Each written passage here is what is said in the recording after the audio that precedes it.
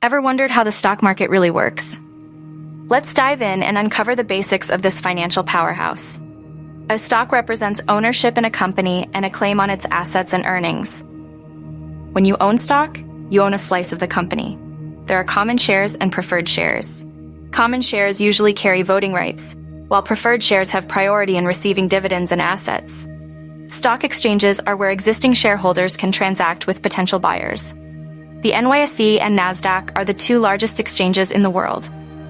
Indices represent aggregated prices of several different stocks. Major stock market indexes include the Dow Jones Industrial Average and the S&P 500. The prices of shares on a stock market can be set through an auction process where buyers and sellers place bids and offers to buy or sell. Some stock markets rely on professional traders to maintain continuous bids and offers. These are known as specialists or market makers. Understanding the stock market is essential for anyone looking to invest. Stay tuned for more insights into the world of finance.